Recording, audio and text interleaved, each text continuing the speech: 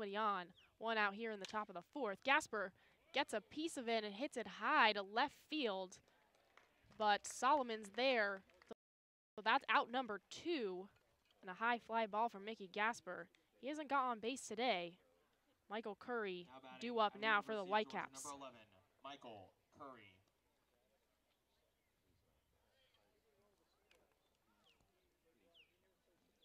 Curry walked in his first at-bat. And off a wild pitch, moved to second. First pitch to Curry, in for strike number 1, 0-1 count. Today's catcher for the Whitecaps. Calls timeout. Digs in. The 0-1 pitch. That one's low and out for ball 1. It's an even count to Curry. The Whitecaps down 3 runs here in the top of the 4th inning. Score 4-1. Commodores on top.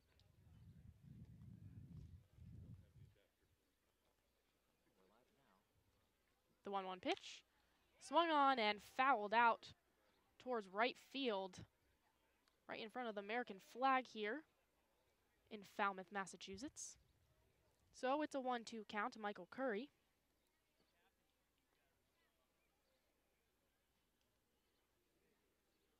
The 1-2 pitch is low and in the dirt for ball 3. It's a full count. Curry had 2 singles yesterday, went 2 for 4 against the Bourne Braves. Came home to score the Whitecaps' first run of the game. 3-2 pitch. It's fouled off again by Curry this time. Right behind him, a little blooper towards the backstop. So he stays alive, still a 2-2 count. Curry typically plays designated hitter, only bats, but today he's catching. As our own Aiden Doyle said, Coach Jamie Shevchik just wants him to get reps behind the plate.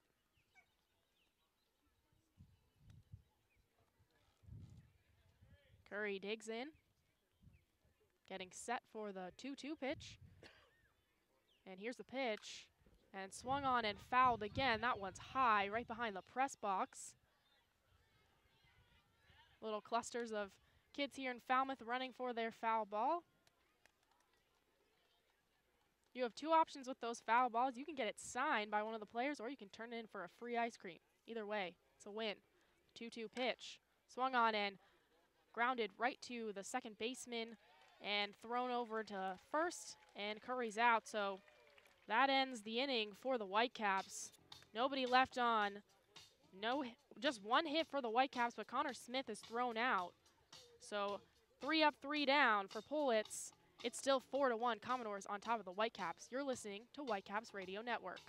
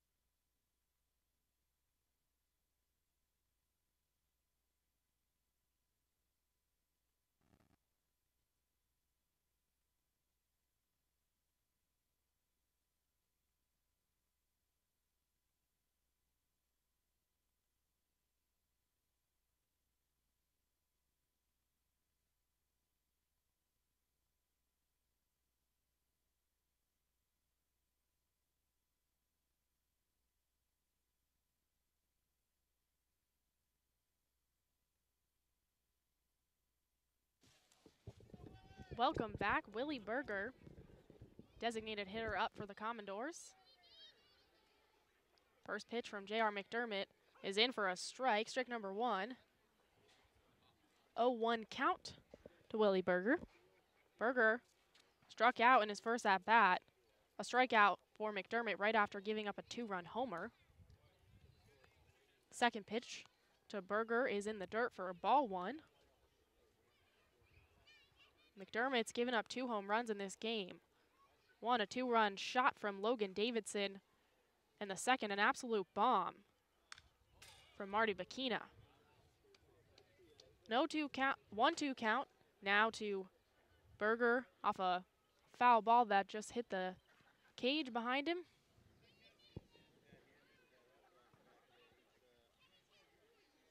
The 1-2 pitch on its way and swung on and fouled right behind him into the stands this time, towards the right field side.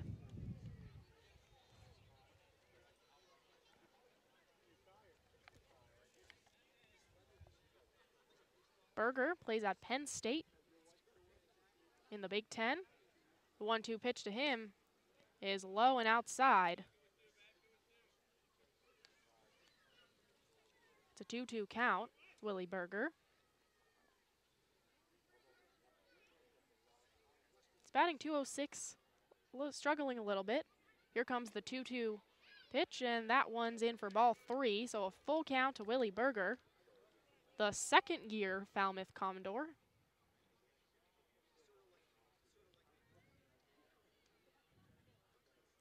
Here's the pitch. And swung on and fouled again, right to the same spot. Right field, right behind him. Good at bat here from Berger. He waved at that breaking ball his first time up. Looks like he's seeing it a little better the second time he's facing J.R. McDermott. 3-2 pitch. Swung on and fouled again. Willie Berger staying alive here in the bottom of the 4th inning. His team, the Commodores, on top 4-1 over the Brewster Whitecaps. McDermott's already thrown 57 pitches today. Here comes his 58th. Swung on and fouled again, Willie Berger. That's going to be 9 pitches in this at-bat from McDermott. Berger making him work for this in this at-bat. Nobody on, no outs. Berger, the first one up in this bottom of the 4th inning.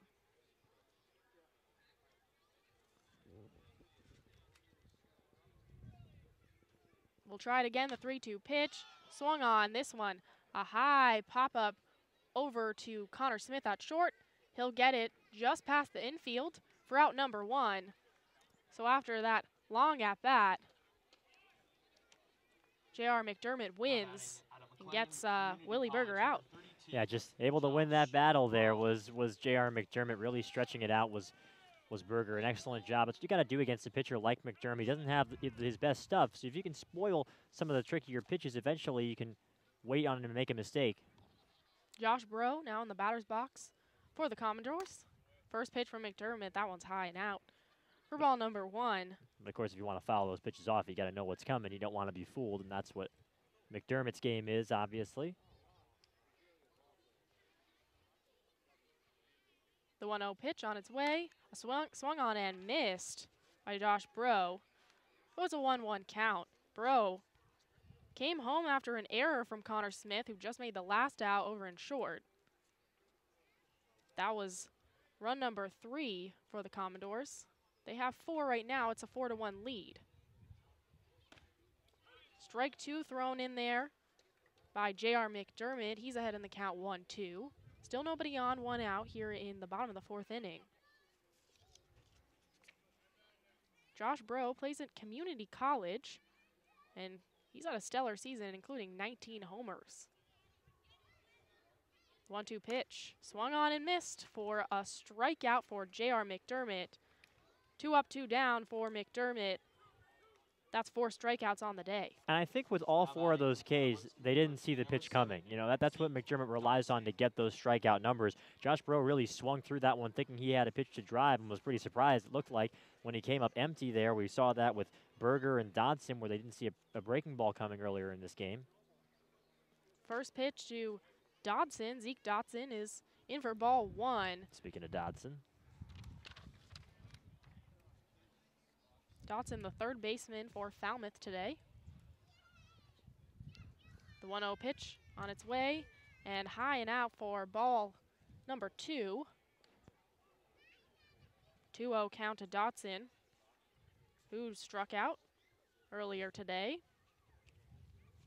in his lone at-bat. 2-0. Swung on and fouled high. This one going back to the basketball courts. here in Falmouth, Massachusetts. Some nice basketball courts over there out in right field. McDermott shaking off a couple calls from Curry. Settles on one for the 2-1 pitch, and that one's low for ball number 3. Dodson's ahead in the count, 3-1. Third baseman out of Georgia. Ready for the 3-1, and that one swung on and popped very high. Hunter Bishop's running in. He'll call off Connor Smith and make the sliding catch. Bishop gets the third out off a nice dive there. So no runs allowed here. No hits by J.R. McDermott. But the Commodores still on top, 4-1 over the Brewster Whitecaps. You're listening to the Whitecaps Radio Network.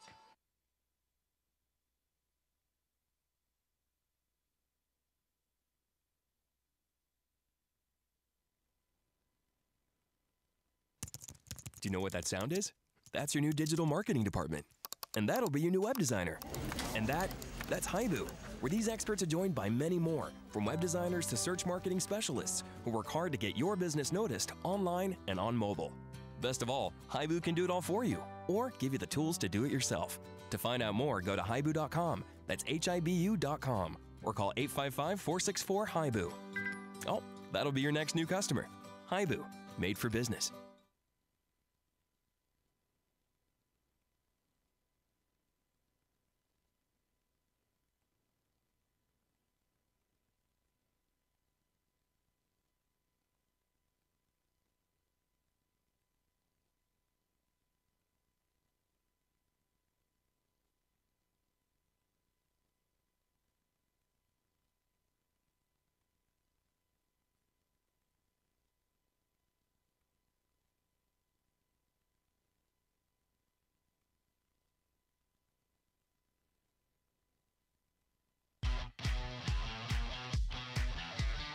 Now, back to Brewster Whitecaps baseball. Here are Carter Wadil and Maura Sheridan. We're through 4 innings here, and the Falmouth Commodores on top of the Brewster Whitecaps 4-1. Hunter Bishop enters the batter's box for the Whitecaps to start out this 5th inning. First pitch from Politz is in for strike number 1.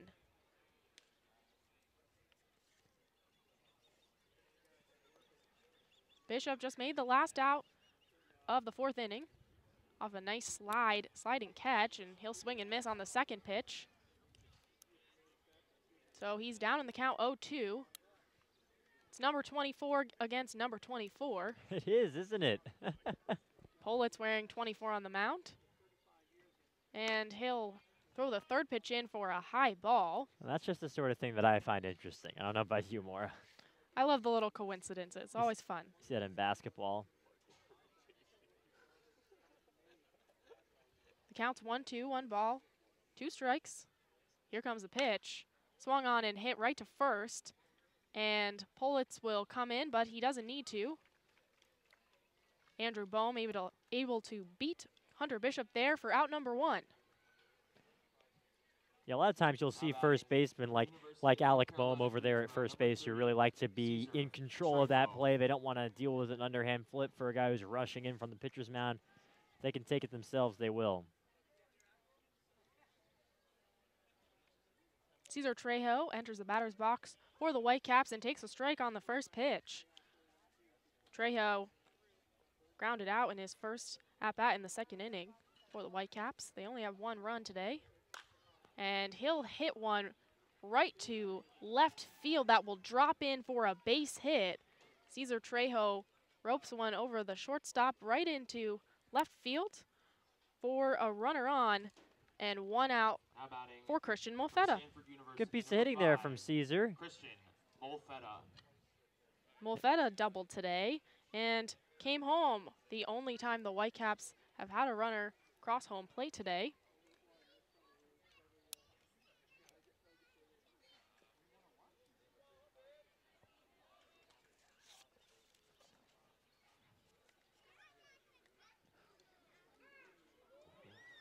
A little checkup there from Politz over to Trejo. Remember, he got Connor Smith out on a little checkup.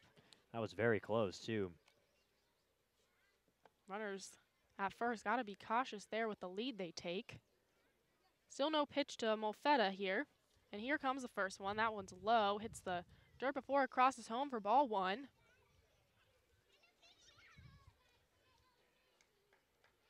The Whitecaps trying to claw their way back into this one. They're down 4-1 here in the top of the 5th inning.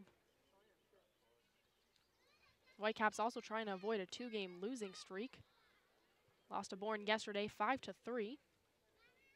The 1-0 pitch. Swung on and fouled right into the cage behind him. So Molfetta evens the count at 1 strike and 1 ball. Again, runner on first, Cesar Trejo. Molfetta playing second base today for the Whitecaps. Typically Nick Dunn's position, but Shevchik just decided to try out the temporary player from Laguna Beach. Another checkup here from Politz that's awfully close, but Trejo able to dive head first back into first base. Avoid another costly pickoff from the pitcher. Yeah, it's always a big risk when a pickoff, I've said this before, losing it out on the base paths is far worse for a team than the gain that you get by stealing a bag. The 1-1 pitch, in for strike number 2. No swing there from Molfetta. Take a couple practice ones, though, after that strike. He's behind in the count 1-2. And so, obviously, if you're able to steal bags, you can do it, but really it's kind of like 7 out of 10 times is the rule of thumb. If you're able to steal 7 out of 10 bases, that's what you need to do. Otherwise, it's just not worth it.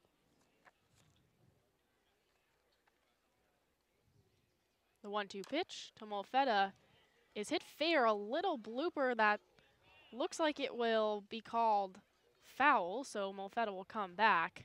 Almost stayed there, but then took a bad hop on the third base line. So Molfetta comes back. Stays alive, though. It's still a 1-2 count. Yeah, that looked foul off the bat, but it kind of just stayed in once it got to the infield dirt. A valiant effort, but wound up trickling foul, and of course, the catcher, Bro, put his mitt on it as soon as it did.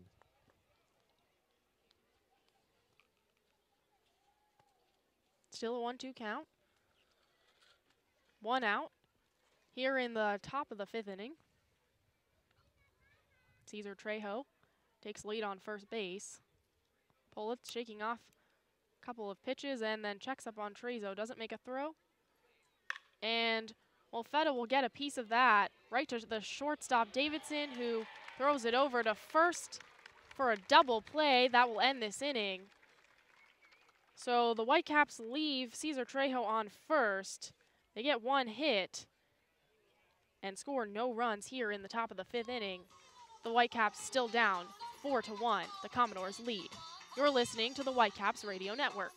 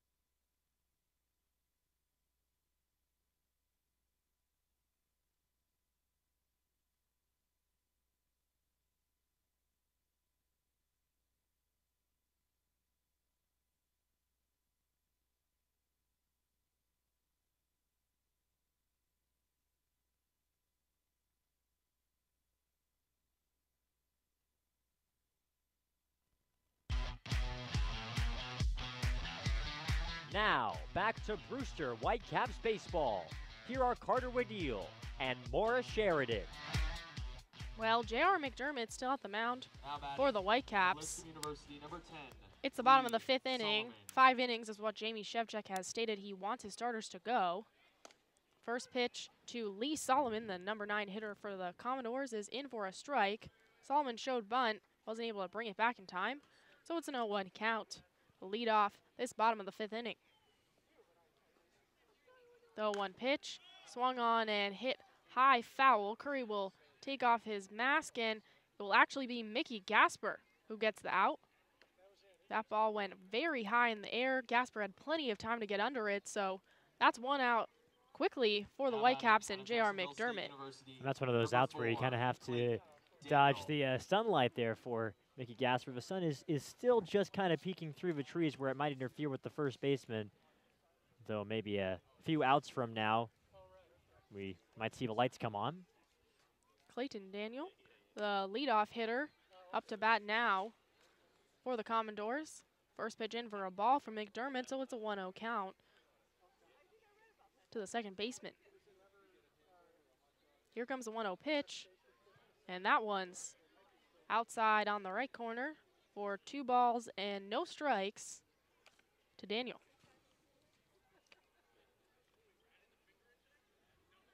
Two-0 pitch, swung on and hit right into left field, and that one will bounce right after the infield, and Daniel's in there for a base hit.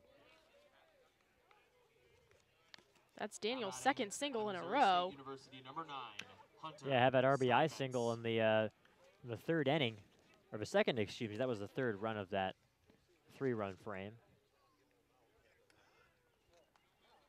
So a runner on first, 1 out for Hunter Steinmetz.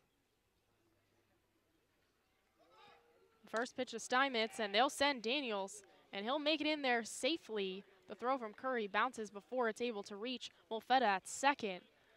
So that's 4 stolen bases for Daniel in his CCBL season this year. And he got a terrific jump there. I don't think any catcher in this league would have stopped him. He was practically halfway to first when McDermott released the ball. So it's an 0-1 count to Steinmetz, and now a runner in scoring position for the center fielder. The 0-1 pitch just misses, so it's a 1-1. Steinmetz grounded out twice today. One was a bunt up the third base line.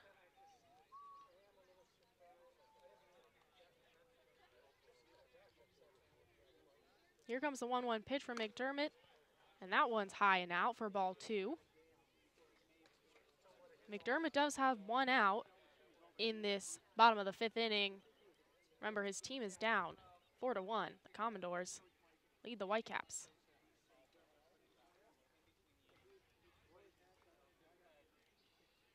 Here comes the 2-1. That one's high foul behind the press box into the bushes behind us. So it's a 2-2 even count. Runner on second. 1 out here, bottom of the 5th inning. Steinmetz, Missouri State Bayer. Rising junior. And the 2-2 pitch is fouled out. This one doesn't get above the cage behind him, so he stays alive in this at-bat. Still 2-2, still obviously a runner on second. Steinmetz batting .269 for the Commodores this year. He, like Daniel, does have a lot of stolen bases. He's got 6 this year. McDermott swiveling his head, got his eyes on Daniel. A swing and a miss on that next pitch from McDermott. Strikes out Hunter Steinmetz, who's 0 for 3 on the day. That was a terrific pitch to wind out getting Steinmetz, and despite the little antics going on over at second base, Clayton Daniel was dancing a little bit. He's got the speed to try and make J.R. McDermott think about it, and certainly McDermott wasn't really paying his undivided attention when he got such a great jump earlier in the game. But a terrific pitch there from McDermott to send Steinmetz down, now and out away from not making any of that mean anything. Alec Bohm now gets in his stance for the Commodores. 2 outs for Bohm. First pitch in for a strike for McDermott. No swing there from Bohm. McDermott got him looking in the 3rd inning on a strikeout, and also a ground out in the 1st from Bohm to first base line. He entered this game batting .417. That's good for 5th in the CCBL. The 0-1 pitch.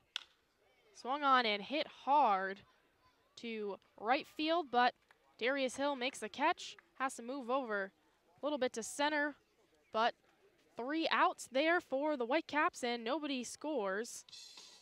And just 1 hit from Clayton Daniel, and he's left on. So it is still 4-1. Commodores lead the Whitecaps. You're listening to the Whitecaps Radio Network.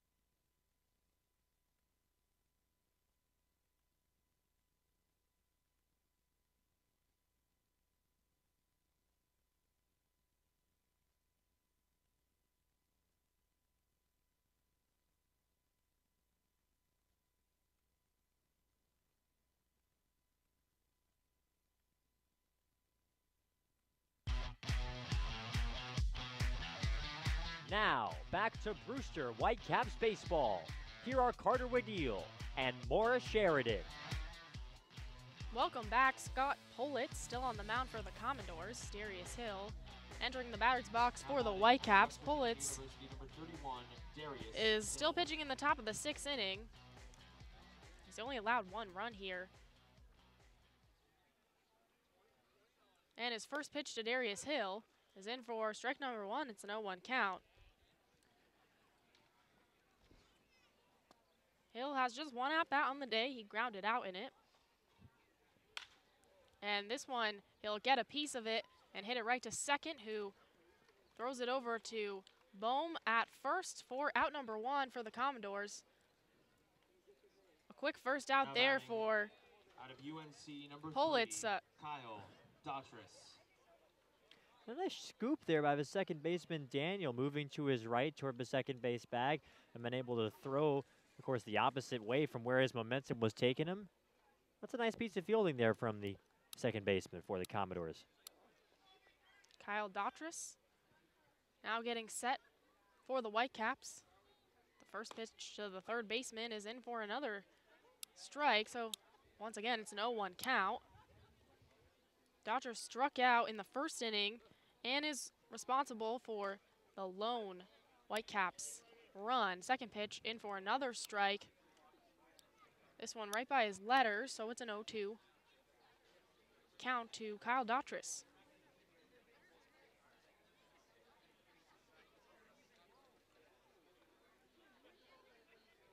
The 0-2, low and outside for ball number 1. Daughtris taking a couple practice swings, trying to get his team back in this game. They're down 3 runs here in the top of the 6th inning. And he'll hit one right off the first base seam, right in the first base seam for a base hit. Kyle Daughtris now on first. Just 1 out here as Now Nick batting Dunn out of University of Maryland, number enters the batter's 39, box for the Nick Whitecaps. Hit Dunn. that one hard. He hit the sac fly pretty hard as well, too. Daughtris, I think, has been seeing the ball pretty well these last few games for Brewster. Let's see if the 2 and 3 hitters can try and move him around, trying to cut into this 3-run deficit. Nick Dunn, the designated hitter today, he's grounded out twice in the first and the third in his 2 at-bats in Falmouth. And off the first pitch, he'll hit one high up to center field. A lot of time there for Hunter Steinmetz to get under it. And just like that, in 1 pitch, that's 2 outs there for the Commodores. Now batting out of Western Michigan University, number 2, Connor Smith. Kyle Daughtris will stay at first. Connor Smith now enters the batter's box for the Whitecaps with 2 outs here in the top of the 6th inning. His team down 3 runs. A little checkup there from Politz. Ironically, as the guy he picked off on that same play is in the batter's box, Connor Smith. got thrown out in the fourth after he had a single. Tried to dive back and wasn't able to do so as Pullitz makes another throw to check up on Daughtris. I think we can say after we're seeing Pullitz in person for the first time, he has an excellent move to first. Every pickoff throw that he's tried, except for maybe that second one in a row to Daughtris, has been very close. And as you said, more able to get that one pickoff in this game. The first pitch to Connor Smith is in for a strike. That's the third time in a row that it's been an 0-1 count.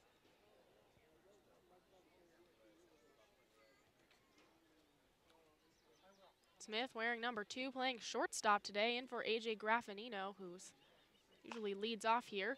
And Smith will hit one right to Pullitz himself, and Pullitz can't quite handle it, can't bend down far enough, and the ball just kind of goes behind him. And there's Connor Smith on first, and now Kyle Daughtris on second.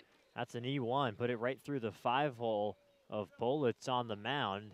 That's tough for him because he's fielded his position well. He's got a good move. He made that nice play earlier in this game to cover, and he's going to get charged with an error. Perhaps Connor Smith getting a little revenge there on that play. Smith causing an error. He has an error himself today at shortstop.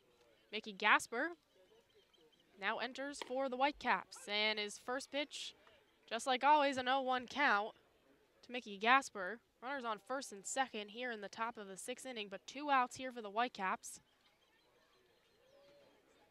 Commodores on top, 4-3. The 0-1 pitch is low in for strike 2. Not typical of Gasper to get behind in a count, but it's 0-2 to him. He's grounded out and had a fly ball today. Not quite the showing we're used to seeing from Gasper. You're right about that, falling behind in counts more, and I think when he does, he's still very good at protecting the plate. Let's see if he can foul off some pitches here. The 0-2, just as you said, fouled off, but this one to left field, and it is caught by third baseman Zeke Dotson for out number 3. So Gasper does foul it, but it stays just enough inside the track for Dotson to get it. So no score, 2 runners left on, 1 hit, 1 error for the Commodores, and they're still on top of the Whitecaps 4-1. We're through 5.5 innings. You're listening to the Whitecaps Radio Network.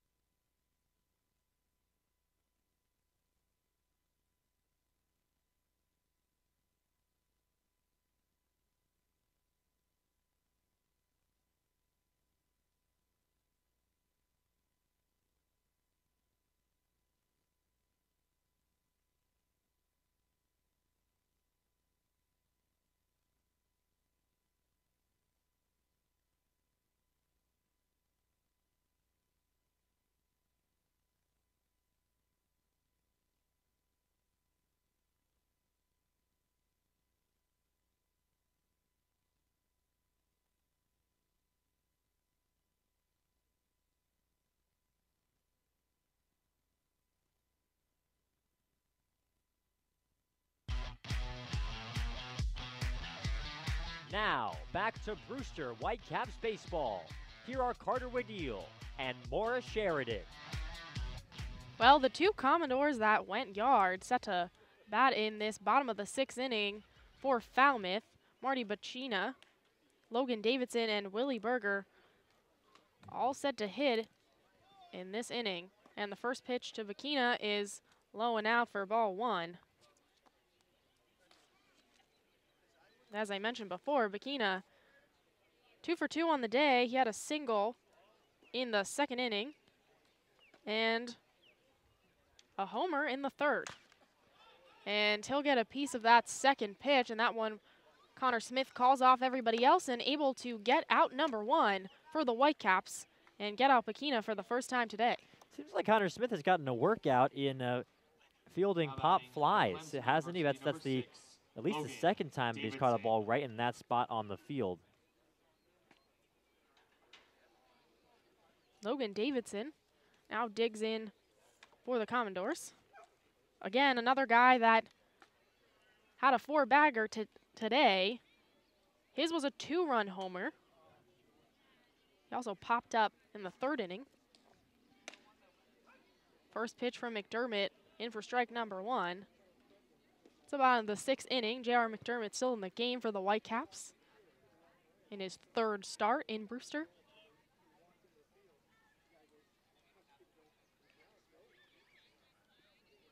The 0-1. High and out for ball 1. Nobody on here for Davidson.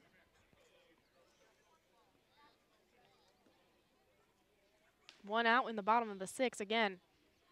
Whitecaps down 4-1 to the Commodores. The 1-1. A breaking ball in for strike number 2. Kind of froze up Davidson there. Yeah, took something off of that breaking pitch. Big slow looper for a strike. So it's a 1-2. Here comes the pitch. A broken bat from Davidson is hit to Molfetta at second, who is able to throw it over to Gasper just in time to get Davidson out. So that's 2 outs here in the bottom of the 6th inning. And our own Aiden Doyle has some news for us on the sidelines. Thanks, Maura. Well, I talked to Coach Shevchik in between innings, and he said this is pretty much guaranteed to be J.R. McDermott's last inning. In fact, Andy Pagnozzi out of Ole Miss is warming up in the bullpen for Brewster, and I asked Coach Shevchik for a word to describe his team's performance thus far. His word choice, stale. Well, thanks, Aiden. First pitch to Willie Berger, in for a strike, and 0-1 count from J.R. McDermott, and what we just learned is most likely his last inning for the Whitecaps. His team down 3 runs. The 0-1 pitch. In for another strike. No swing there from Berger. It's an 0-2. We also saw some action in the Commodores bullpen. Tom Poncelli from San Francisco getting some warm-up pitches. A swing and a hit from Willie Berger over to Molfetta, who backhanded it. And he says he caught it, but the umps are going to talk about it. It looks like that's going to be a base hit. They say it hit the dirt. Molfetta spun around and signaled like he caught it, but the umps, they're not buying it. So that's a base hit for Willie Berger. Jamie Shevchik coming out. It was a little tough from our vantage point because we had J.R. McDermott, the pitcher, kind of in front. To me, it looks like that was trapped by Molfetta, but I think the fact that he didn't make the throw over, I think kind of speaks for itself. So we'll see. I mean, clearly he believes that it wasn't trapped. He had the play at first base if it wasn't a trapped baseball. So that's interesting. All 3 umps now meeting right near the pitcher's mound. Fernbach, Bowers, and Godding. Gonna talk it over as McDermott and Curry will do the same. There's 2 outs here in the bottom of the 6th inning. Whitecaps trail the Commodores 4-1. And they will call it an out, so that will end the bottom of the 6th inning. Christian Molfetta did indeed get Willie Berger out. So no hits allowed by J.R. McDermott. No runs come in, and it's still 4-1. The Whitecaps trail the Commodores in after 6 innings of play. You're listening to the Whitecaps Radio Network.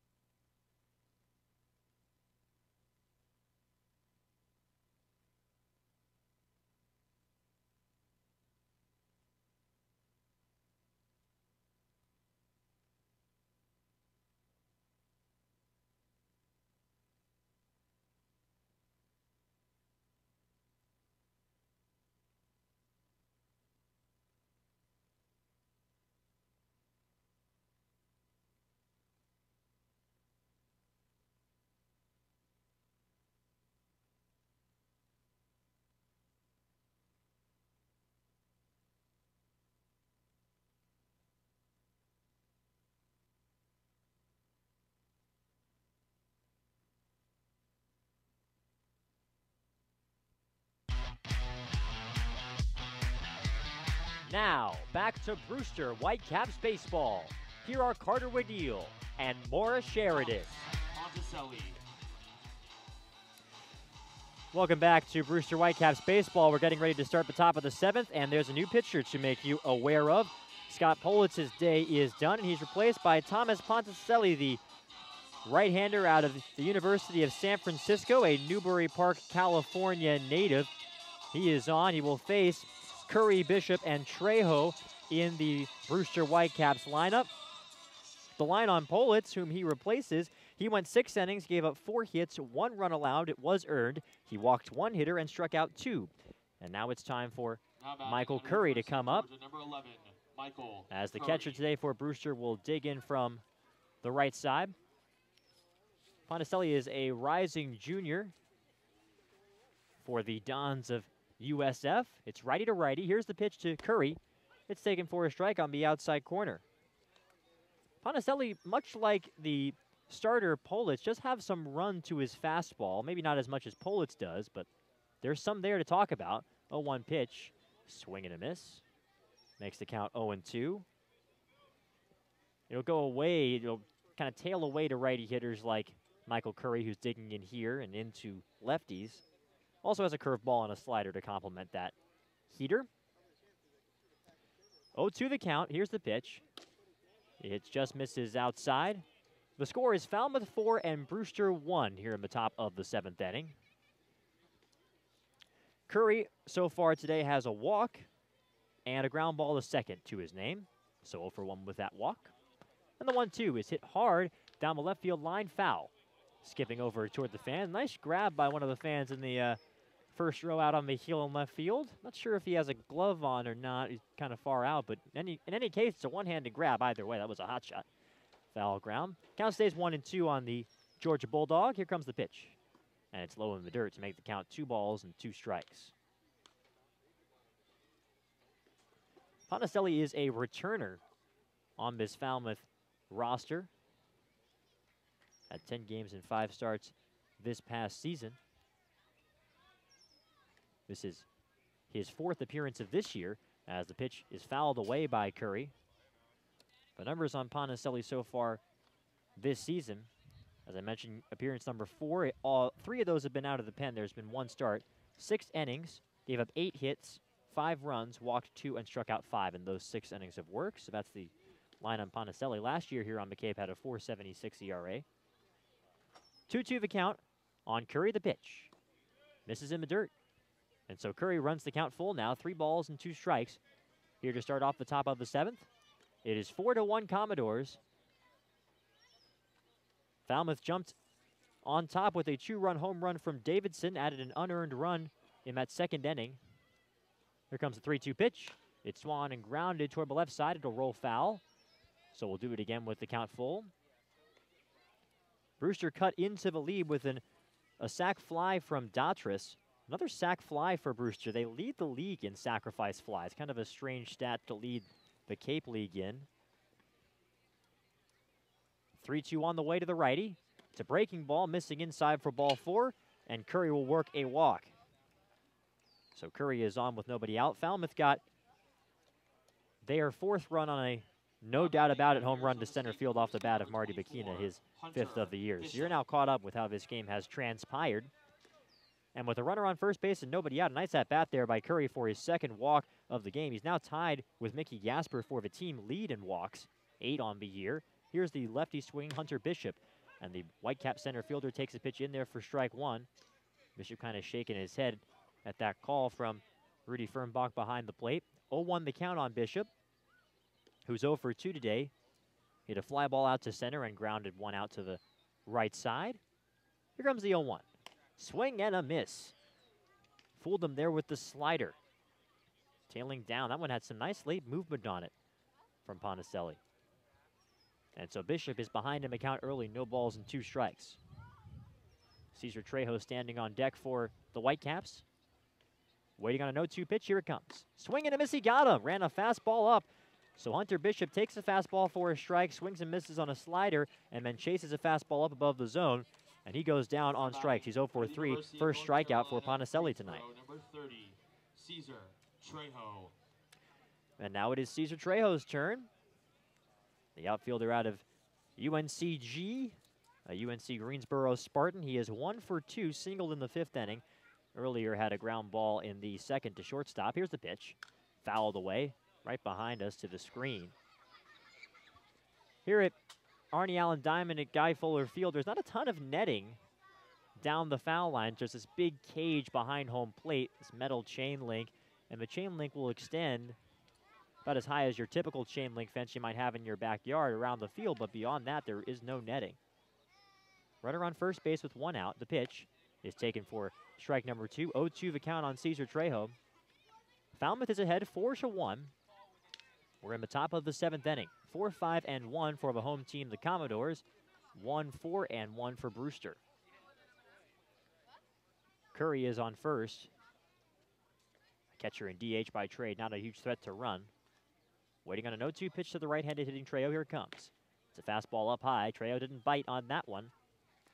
Tried to do the same thing that he did with Hunter Bishop there was Ponticelli,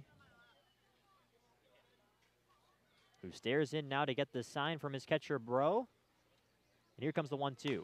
It's hit high in the air toward the right side, and that's not going to get out on the infield. The second baseman making the play there is Daniel. He puts it away for out number 2. So after surrendering the leadoff walk, Ponticelli gets a strikeout and a pop fly. And there are 2 gone for Malfetta. Malfetta has scored the only Brewster run of the game. That happened in the 3rd inning. He scored on that sac fly from Dautris. His last time up, he grounded into a double play. And he digs in from the right side against the right-handed thrower, Thomas Ponticelli. Here comes the pitch. It's a breaking ball in the dirt.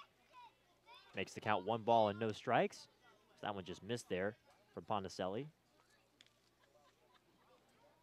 Ponticelli, a business administration major over at San Francisco, says he wants to own a sports agency when baseball is finished. Ready to deal 1-0. Here comes the pitch. It's up high and tight. That was a breaking ball that didn't have a ton of bite to it. So the count is now 2 balls and no strikes on Christian Malfetta. Malfetta, the Stanford product. Been getting an increasing amount of looks over these past few games. One of those temporary players trying to make a name for himself on the Cape. Jamie Shevchik has talked about how hard it's going to be to decide who stays and who goes. 2-0, swung and a miss. That looked like it just may have gotten a piece of that one, but it winds up in the glove of Bro behind the dish. So 2-1 now the count on Christian Malfetta. With today's action, Malfetta is now 6 for 17 on the season. Does have a pair of runs driven in. Waiting on a 2-1, here it comes. It's a ground ball foul left side. Giving a look over there is the Whitecap first base or third base coach Ryan Smythe as it rolls over toward the Brewster bullpen. 2 balls, 2 strikes, and 2 outs. It's 4-1 Falmouth in the top of the 7th. With Curry aboard first base for the Whitecaps. Malfetta digging in, shaking off the signs a couple of times as Ponticelli. And he resets as Malfetta called for time for a minute there. Now everybody's back where they need to be, and holding the set is Ponticelli, waiting on a 2-2 pitch. Here it comes. It's swung on and missed for strike number 3. So Ponticelli gives up the dreaded leadoff walk, but after that is able to send Brewster down in order. No runs, no hits, 1 left for the Whitecaps in the top of the 7th. It's time to stretch here at Guy Fuller Field. Falmouth leads 4-1. You're listening to Whitecaps Baseball on the Whitecaps Radio Network.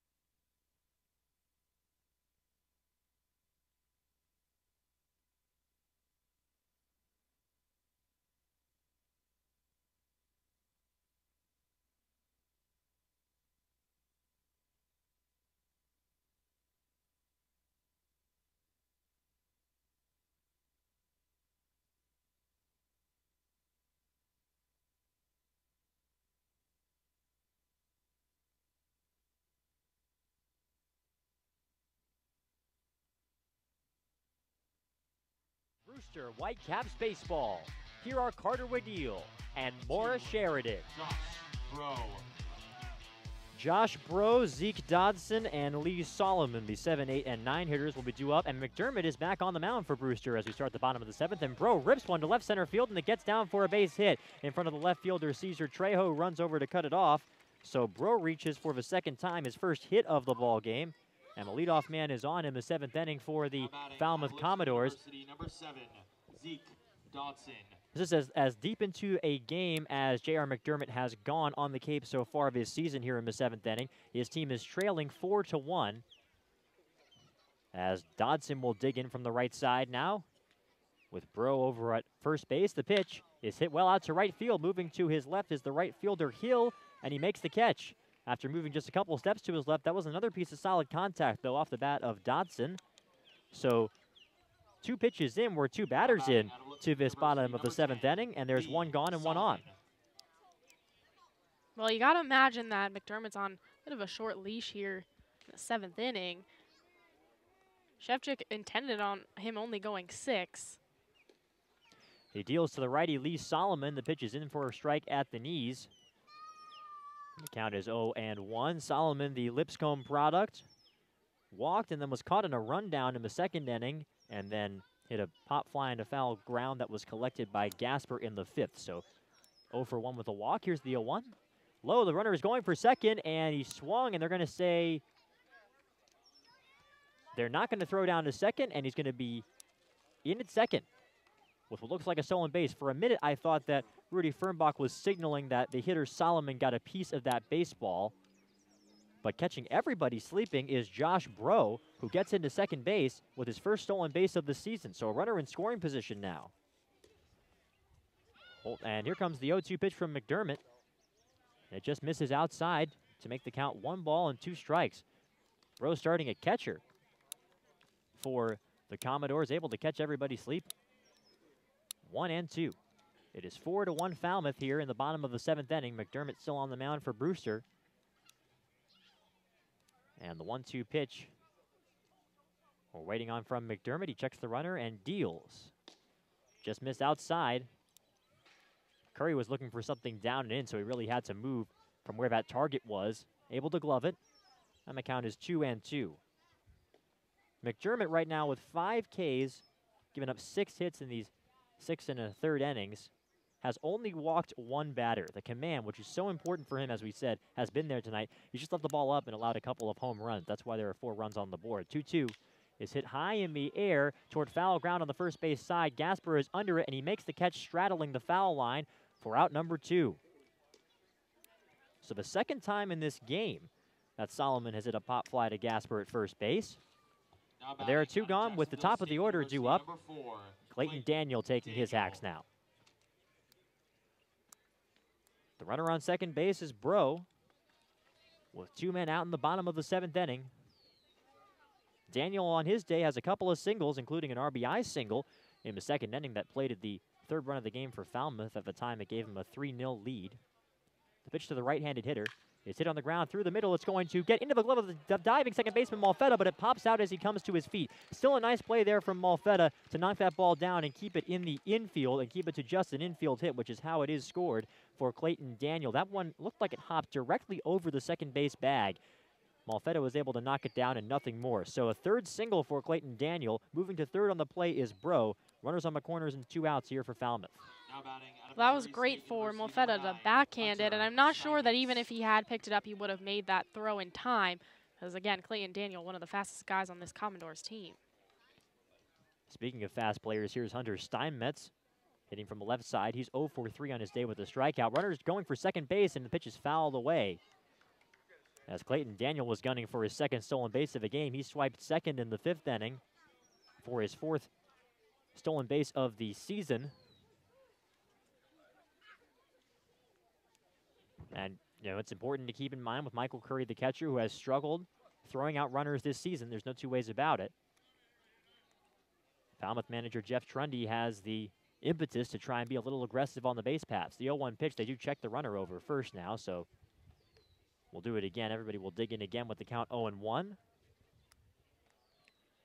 4-1 Falmouth here in the bottom of inning number 7. First and third and 2 men out. J.R. McDermott trying to finish off his 7th inning of work. The 0-1 pitch, runners going again. It's hit high in the air into center field. The center fielder Bishop will move a couple of steps to his right, now coming in, and he makes the catch for out number 3. So McDermott makes it through 7, does give up a pair of hits in this bottom of the 7th inning and leaves 2 runners on, but the Commodores fail to score. We are through 7 innings of play in what's been a brisk ball game here at Guy Fuller Field. It's 4-1 Falmouth. You're listening to Whitecaps Baseball on the Whitecaps Radio Network.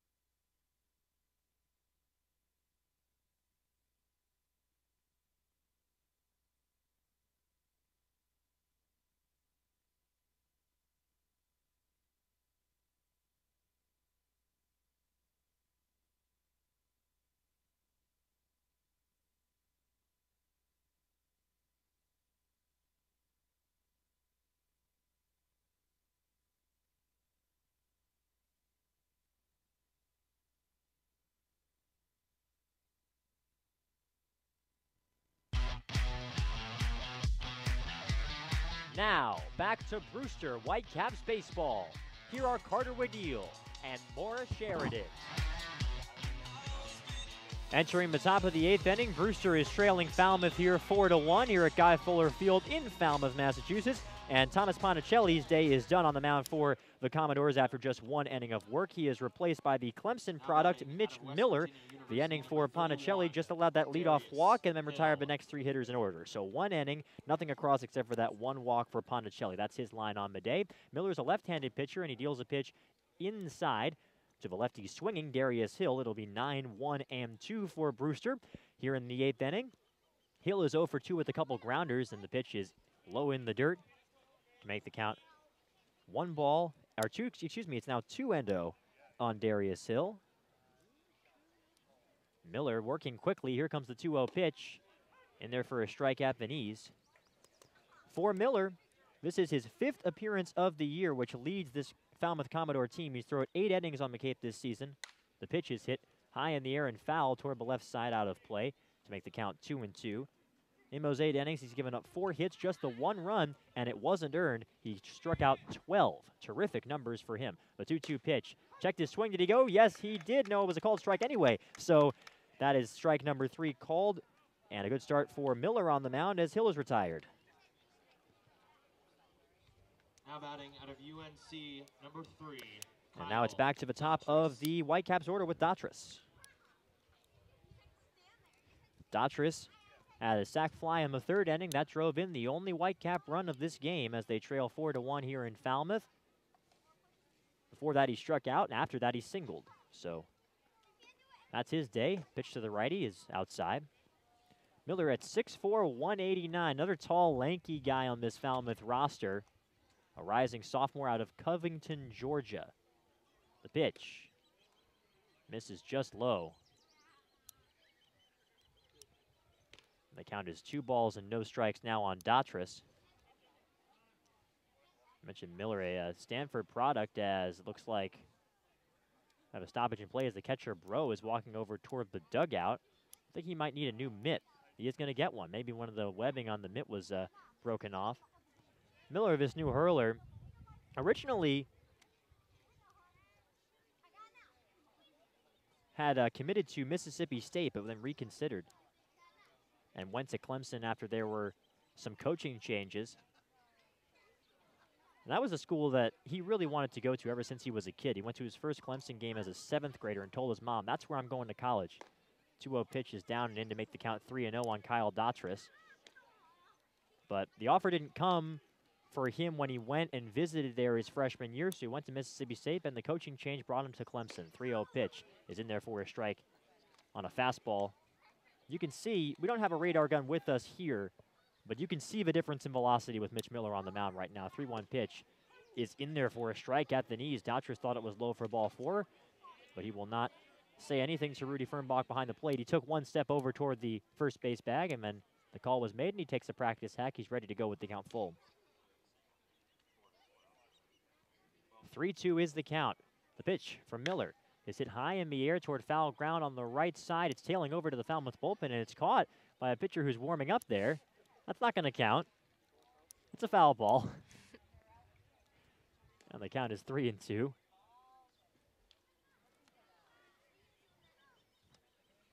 The righty Daughtris waiting on the payoff pitch. Here it comes. He fouls that one away as well. So that keeps the count at 3-2. It looks like that is Ryan Zephyrjohn out of Kansas, who's warming in the pen for Falmouth and was able to make that snag 2 pitches ago. Here comes the 3-2 pitch. Breaking ball, just missed high. That was one of those that goes around the zone. The catcher, Bro, liked it. He held it in place for a while, but did not get the call from Rudy Fernbach. And Daughtris reaches base for the second time. He's having a good day at the plate. That's a walk for him. Number 39, Nick Dunn. Well, this is a very important inning. You got a runner on. You only got 1 out, and you got 2, 3, and 4, at least the 2 and 3 hitters due up in this inning. So this is a very important inning for a team that's down 3 runs. Here's Nick Dunn, and he takes the pitch for a strike to begin his at-bat. You're absolutely right, Maura. Got to take advantage of the base runners where you can get them.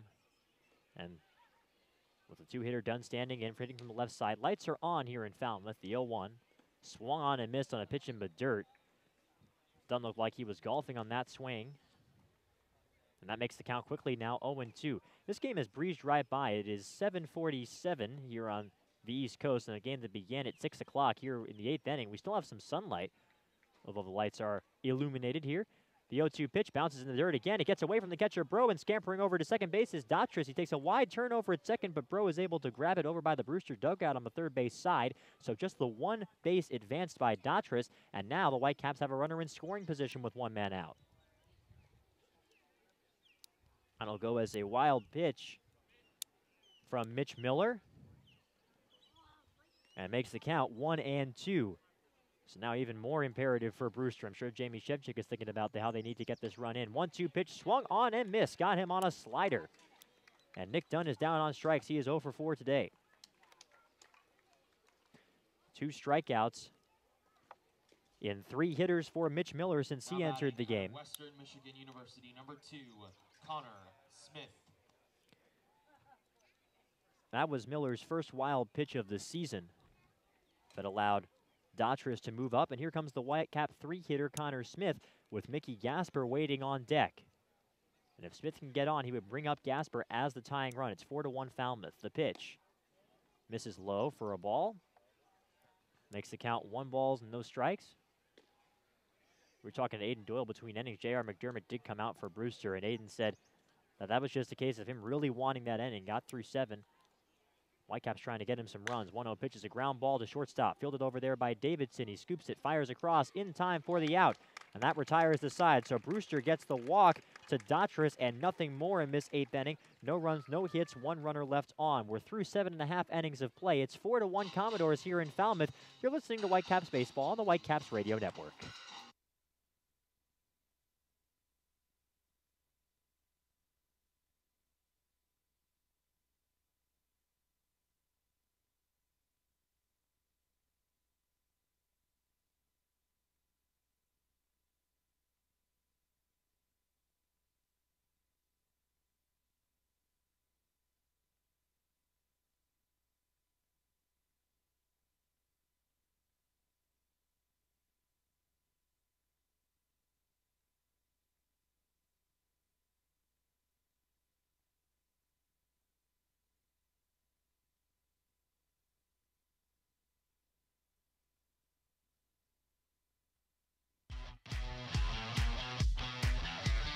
Now, back to Brewster Whitecaps baseball.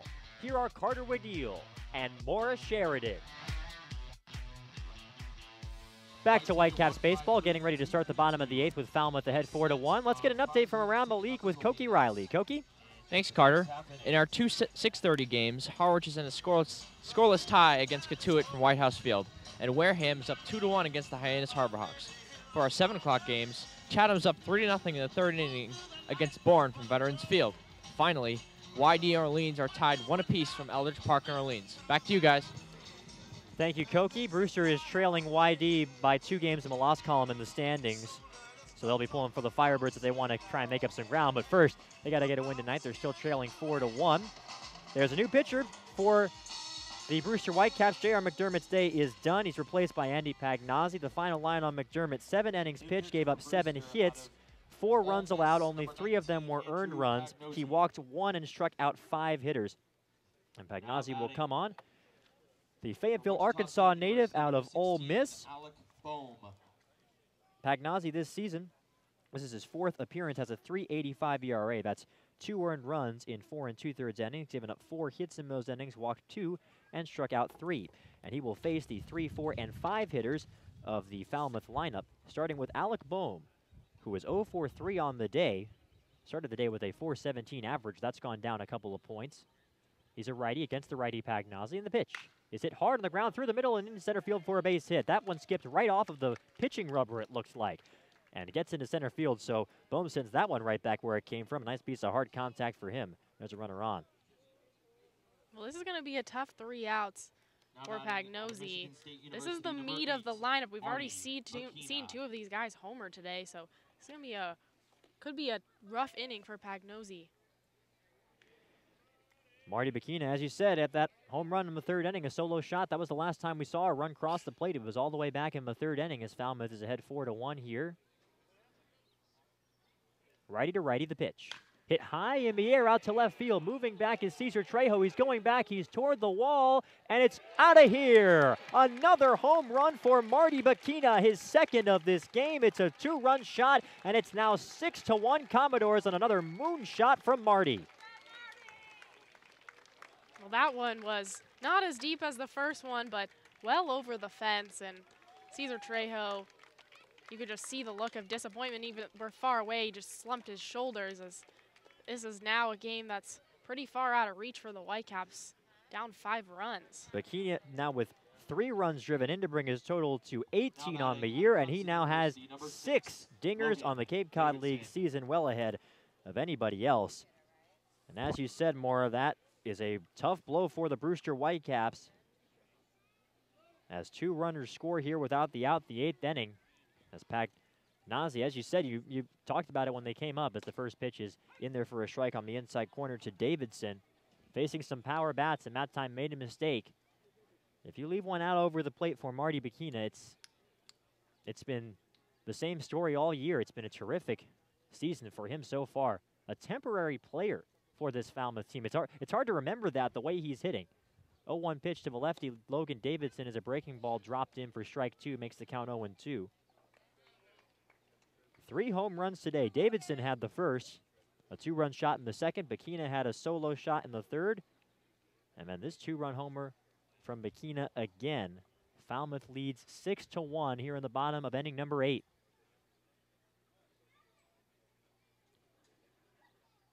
The lefty Davidson digging in the pitch. Breaking ball. That one misses. Popped out of the glove of Curry behind the plate. Looked like he might have been crossed up on that pitch, and they're going to go have a chat on the mound.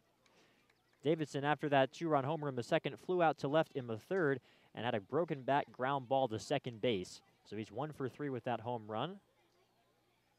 The homer doubled his RBI total on the season. Only had 2 runs driven in coming into that 2-run home run. Brewster's only run, a sacrifice fly in the 3rd inning off the bat of Kyle Dautris scoring Malfetta.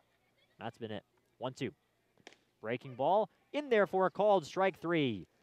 So Pagnozzi recovers, gets that breaking ball to drop in there for a called strike. And Davidson is down looking. 1 gone. Now batting out of Penn State, number 28. And now the Penn State product, Willie Berger, will dig in for the Commodores. Berger so far today is over 3. A strikeout, a pop fly. And he checks his swing at a breaking ball, and they're going to say it nicked his bat. A foul tip on a check swing into the glove of Curry. Pretty unusual situation there, but it's a strike on the board. 0-1 the count. The 0-1 pitch is in there for a strike to make the count 0-2 on Willie Berger. Berger hitting from the right side. Here comes the 0-2. Breaking ball just missed at the knees despite Curry's effort to frame it there. Berger is a rising junior out of Maytown, Pennsylvania. Graduate of Lancaster Catholic High School. He's also a returner on this team, and he takes the pitch low. He hit .227 in 33 games, but he still called being on this team last summer with the Commodores one of the best summers that he'll ever have in his life. And he is far from alone among the players here on the Cape. 2-2 pitch from the right-hander. Breaking ball hit well out to left field. On this horse is Trejo moving back. He's to the wall, and that one is out of here. Another Falmouth homer here in the 8th inning. This time it's a solo shot from Willie Berger. That's his first of the Cape season this year, and it's now a 7-1 ball game. Well, I know I said this before, but when this Falmouth team gets a piece of the ball, there's no guarantee it's going to stay in the park. This team has a lot of homers on the season, a lot of guys that can go yard and have gone yard in their college seasons, as we see Berger getting absolutely. And they gave him the silent treatment there in the dugout as he was walking down the steps. They all were on the top step, acting like he wasn't there, and then all come in. Good to see that chemistry from this Falmouth team. And Josh Bro rockets one into left field. It's off the glove of the diving Connor Smith and into left field for a base hit. Good effort from Smith to try and track that baseball down, but it was right in the shortstop hole. So the hits just keep on coming here in the 8th inning for the Falmouth Commodores. Josh Bro is on with his second hit of the game. And now it's Zeke Dodson's turn. Dodson is 0 for 3 on his day. The rising junior out of Tift County High School in Tifton, Georgia. Runner on first base with 1 out. The pitch is hit hard on the ground to second base. It's Chopper fielded over there by Malfetta to short for 1. On to first base. It is not in time. So it's just a fielder's choice. Good effort by Malfetta and by Smith, the shortstop, trying to turn that twin killing. But Dodson is able to beat it out. So Bro is out on the forced play, and Dodson reaches on the fielder's choice. Runner on first base now with 2 gone in the bottom of the 8th inning. 3 runs in for the Falmouth Commodores. And now it's Lee Solomon's turn, the number 9 hitter. He has a walk to his name. That's the only time he has reached base in this ball game. And the righty checks a swing at a ball in the dirt. They appeal to first base, and they say he went around, says first base umpire Chris Goding. So 0-1 is the count on the Lipscomb product, Solomon. Who was out in left field for the Commodores tonight. 0-1 pitch. It's fouled back to the screen. So Pagnazzi ahead in the count 0-2.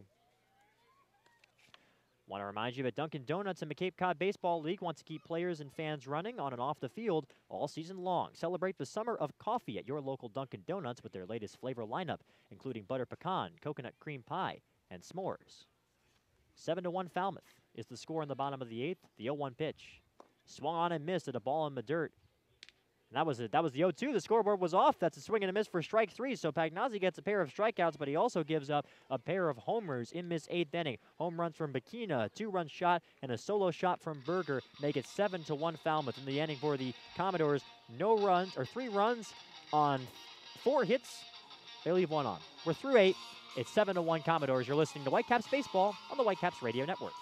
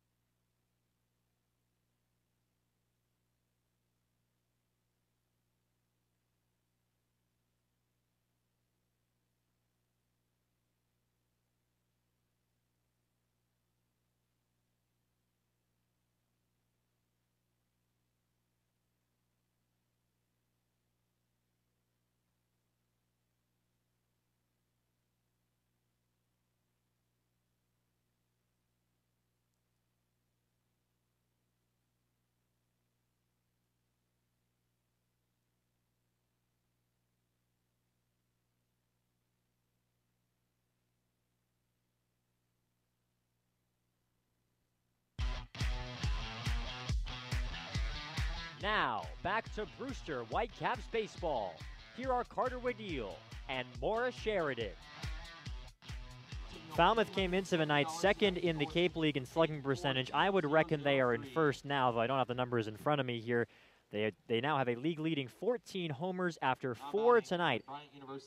Davidson had a 2-run shot in the second, a solo shot by Bakina in the third, and then a pair of homers by Bakina and Willie Berger in that 8th inning. It all adds up to a 7-1 advantage for Falmouth as we get ready to start the 9th. Gasper leads off for Brewster and takes a pitch in for a strike from the new Falmouth pitcher. It is Ryan Zefferjohn.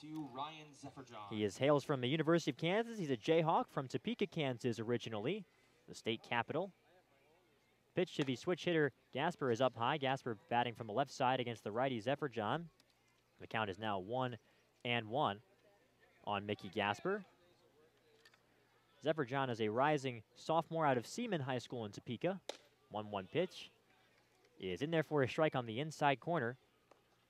And he's got some life on his fastball as well. Has touched mid-90s by his senior year of high school, this fastball from Zefferjohn. He shakes off a couple of pitches from his catcher, Bro, and is ready to deal 1-2. And it is in there, called strike 3, outside corner from Gasper. Boy, that fastball is looking lively here so far in that first hitter for Ryan Zefferjohn. He gets Gasper looking, and there's one gone in the 9th. Well, a rough day for Mickey Gasper. He's 0 for 4, something we're not used to seeing from number 9 on the Whitecaps. Michael Curry will dig in now from the right side. He has a pair of walks to his credit in this game. The only Whitecap run came in the 3rd inning, a sac fly from Kyle Dautris, and that's been it for the Brewster offense. 1 run on 4 hits for Brewster. The pitch misses inside to Curry. That was an off-speed pitch there. Primarily is a fastball slider guy is Ryan Zefferjohn. And that running life to his fastball is what makes him a special pitcher. Here comes the 1-0. That one gets back to the backstop. A fastball missed low. 2-0 the count on Curry. Will Vincent DeWitt. Zefferjohn is a draft pick. He was drafted in 2016 by the Tampa Bay Rays in the 37th round. He deals 2-0 to Curry. It's up high to make the count 3 balls and no strikes. And Curry has been plenty patient at the plate. He has had no trouble waiting for his pitch tonight or this season. He's overtaken, or rather equaled, Mickey Gasper for the team lead in walks with a pair tonight. 3-0 pitch is inside for ball 4, so move over, Mickey. That's walk number 3 on the game for Curry and number 9 on the year. 3 walks and 4 at-bats for Michael Curry. You'll take that any day of the week if you're a manager. You just want your guys to get on base. And here is Hunter Bishop. He's trying to get on base for the first time. He's 0 for 3.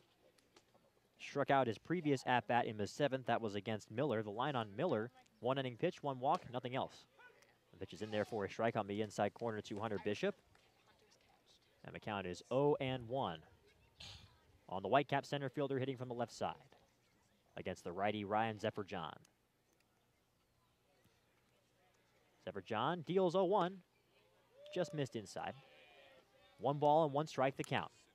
Brewster trailing Falmouth 7-1. We're in the 9th inning with 1 man out, and Michael Curry leading off of first base. Carter Wadil, Morris Sheridan here with you. Thank you so much for tuning in tonight. The 1-1 pitch is coming from Zefferjohn. The pitch. Check swing, and a pitch was in there for a called strike. 1 ball and 2 strikes now. The Commodores still without a day of the season other than opening day where they have been at 500. They lost game 1 and haven't been able to climb back up to 500 this season. They are 6-7. 1-2 pitch. Breaking ball misses up. So Falmouth looking to get back to that threshold tonight if they can hang on here. Brewster coming in at 6-5-1. The 2 storylines coming into this game for Brewster as we're waiting on the 2-2. Here it comes. Foul back to the screen. Where defense and taking advantage of runners on base. In terms of defensively, the Whitecaps have committed just the 1 error. That was from Connor Smith early in the game. They've only gotten 4 hits all game. The pitch is a ground ball to the shortstop. Fielded over there by Davidson, moving to his right to second base for 1, and that's all they'll get. It's a nice play by Davidson just to get the 1 out. Had to backhand that one, moving to his right and throw across the body to the second baseman, Daniel. So Curry is cut out of the equation. And Bishop reaches by a fielder's choice, and there are 2 gone here in the 9th inning. Now batting out of the University of North Carolina, Greensboro, number 30, Caesar Trejo. And now it's Caesar Trejo's turn. Trejo has a ground ball, a single, and a pop fly in that order tonight. The pitch to the right-hander is a fastball that just missed. So 1-0 now the count. Severjohn, one of those multi-sport athletes that we've got here on McCabe, had 16 points per game his senior year on the basketball court in high school. 1-0 pitch. In there for a strike on the inside corner. Count is 1-1. Some hoots and hollers from the Falmouth dugout and from the fans here at Arnie Allen Diamond, who are looking for the 7th win of the year for Vidors. 1-1. Swinging a foul tip into the glove of Bro. And the Whitecaps down to their final strike here with the count 1-2 on Caesar Trejo. Malfetta is waiting on deck. J.R. McDermott is on the hook for the loss for Brewster, went 7 innings. Gave up just 3 earned runs. Had tremendous control in the start. 1-1 on the way. Swing and a miss, he got him. And that ends the ball game as Caesar Trejo is down swinging to finish things up. A pair of strikeouts in this inning for Ryan Zephyrjohn, and the final score is Falmouth 7 and Brewster 1. And Falmouth will get to 500 for the first time all season. They are now 7-7 on the year. Brewster, with the loss, drops to 6-1. And Maura, this was maybe not the carbon copy of the story that we had thought it was going into this game, but just a lot of home runs. If you give up 4 home runs, it's hard to win a ball game. Absolutely. Give up 4 home runs. It is hard to win a ball game, but it's also hard to win a ball game if you only score 1 run. You know, you only really need that one, but obviously the home runs, what killed them today. The hitting was just lackluster, as Aiden put it, stale. Just not what we're used to with this team. And then the bullpen, you know, there's not much you can do about a team that's going yard on you, but Bakina just 2 absolute shots. I mean, it's hard to do anything about that for a guy who can just go yard every time, but overall, a rough outing on both ends for the Whitecaps. We'll come back with our postgame show right after this. Aiden Doyle will talk to, I'm sure, some notable folks after the game. Brewster, the final score, falls to Falmouth once again. 7-1 is the final. The Commodores winners. They protect their home turf here in Falmouth. Don't go anywhere. We'll be back with the postgame show right after this. You're listening to Brewster Whitecaps Baseball on the Whitecaps Radio Network. The Whitecaps postgame show is coming up right after this. That was huge for us. It's huge for the momentum going into tomorrow. Only on the Brewster Whitecaps Radio Network.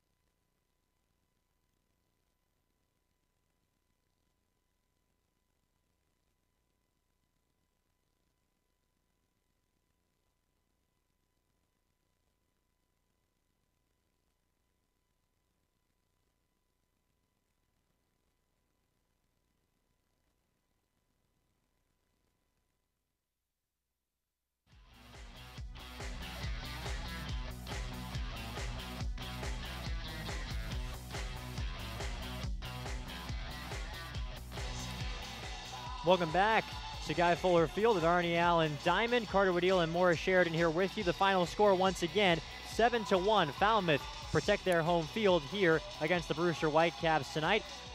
The final line score for this game, Falmouth 7 runs, 11 hits, 1 error. They left 4 runners on base. For the Brewster Whitecaps, just the 1 run on 4 hits, 1 error, and they left 6 runners on base. Let's send it over to Aiden Doyle, who is with the starter for tonight's game, J.R. McDermott. Aiden? Thanks, Carter. Here with J.R. McDermott. J.R., tough loss today. You gave up 3 runs in the second inning, 1 in the third. How did you but then you bounced back, went 4 scoreless after that. What adjustments did you make after the third inning? Honestly, I just got back to my fastball. I mean, I made 2 mistakes that really hurt me. I think that was accounted for 4 runs or 3 runs, but I mean, I just got back to the fastball. I think I was trying to outsmart myself and outsmart those guys. I just kind of got back to the basics. Today, again, of your first loss in the Cape League, what can you learn from this moving forward for your next start? I got to stick with what got me here, basically. I mean, move off my fastball and just work off that. Team not playing as well in the last couple days as it had earlier in the season. What do you? How can you assess the team's performance and how it can improve moving forward? I mean, we're in a long stretch right now, like 17 games in a row, but I mean, we just got to keep grinding. I know it's tough for everybody. It's tough for me, tough for everybody on the team, but we just got to band together and grind through it. All right. Thanks, JR. Okay, thank you, Aiden. And I think that you can't argue with those words from J.R. McDermott that they just got to grind through it. That seems like that's what the situation the Brewster is in right now, Maura. Yeah, it was just a day where some of your best hitters were just not really, frankly, hitting.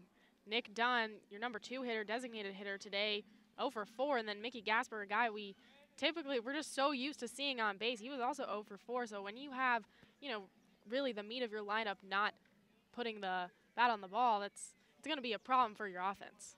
Yeah, and Brewster unable to get a hit in the final 3 innings of play. They did leave on 6 runners on base. That's a big number for the Whitecaps in their past few losses, those runners left on base. And Maura, if you're Jamie Shevchik, what do you say to this club going into tomorrow? They're going back home tomorrow to face Chatham. They face Chatham twice in the next 2 days. What do you say to them?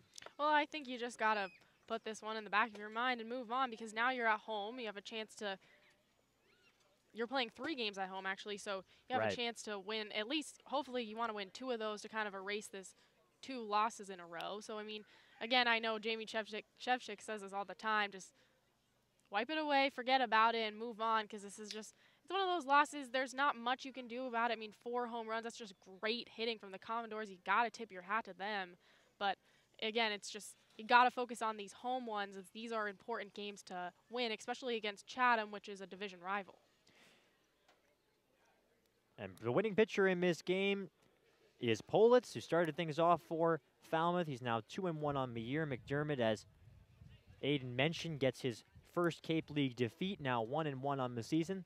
The game only took 2 hours and 5 minutes to play. That's the time of our game, and on a nice night here in Falmouth. Once again, Falmouth with a 7-1 victory over the Brewster Whitecaps. You still have to like the length that McDermott was able to give the Whitecaps in this game, though, more looking ahead. Especially considering, as we heard from Aiden, that he kind of told Coach, I want to go out for the 7th inning. I want this one. Yeah, definitely some determination from McDermott there. And speaking of Coach, he is standing by with Aiden Doyle, who is ready to talk to head coach Jamie Shevchik. Aiden?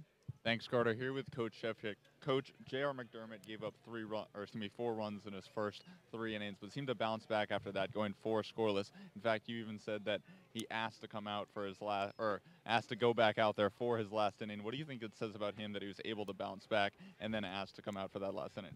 He wants to pitch. He's a competitor. He made 2 bad pitches today, and both of them wound up on the other side of the fence. But, this is something our pitchers need to learn, too, is he needs to, they compete with their fastballs, and he got hurt today with a breaking ball. On 3 separate occasions, we saw him, compete with a fastball and then try to fool a hitter, with a curveball or a breaking ball, and it wound up, 380 feet away. So our pitchers need to do a job of competing with a fastball. Sometimes they gotta remember that they're pitching a wood bats and they're in this league. So they have to, the biggest thing today is they have to be more competitive with their fastballs rather than, trying to Bugs Bunny fool guys with off-speed pitches. Michael Curry got his second start behind the plate today. It seemed to be a subject of discussion, him defensively. How would you assess his performance behind the dish today? He didn't hurt us. You know, he didn't hurt us at all back there today. You know, it's a work in progress with Mike, and he's a good kid, and he wants to overcome a little bit of, you know, the situation that he's in, and we're going to continue to work with him. You know, there's a difference between, you know, you want to win games and you want to be able to do that stuff, but the kids matter. You know, so it's more important for me to make sure that kid. We can help that kid be a better baseball player. So, you know, we're gonna keep working with him, and we're gonna run him back out there in a week or so again.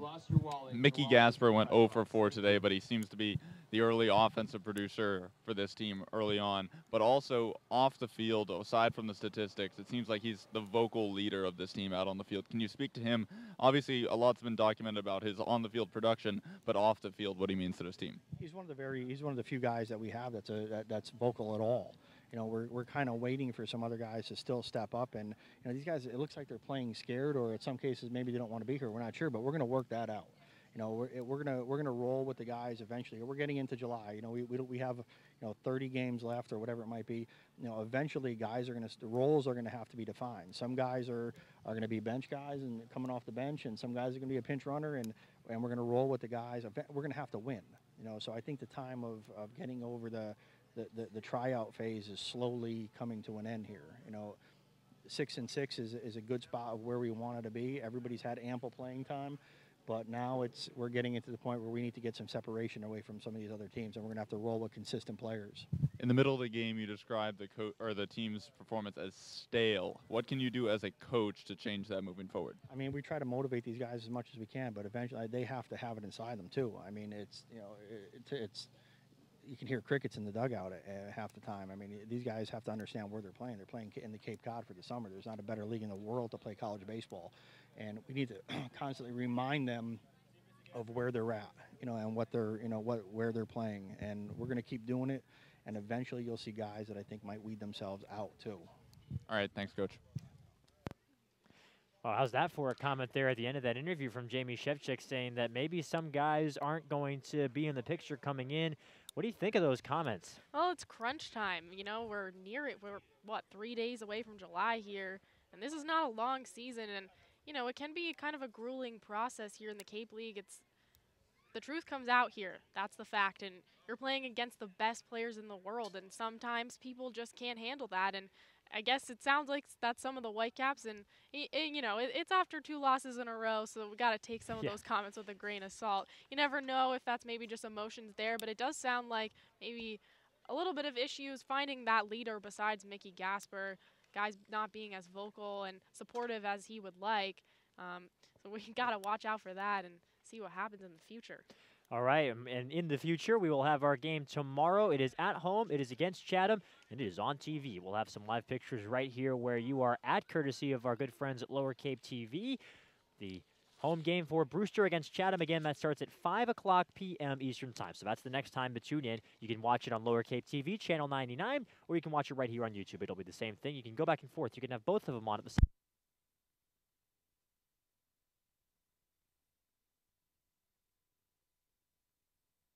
Listeners, and we got our power back for a minute there. Thank you so much for listening tonight to Cape Cod League Baseball. We'll be back, as we said, tomorrow at 5. Thank you so much for tuning in. This is Whitecaps Baseball on the Whitecaps Radio Network.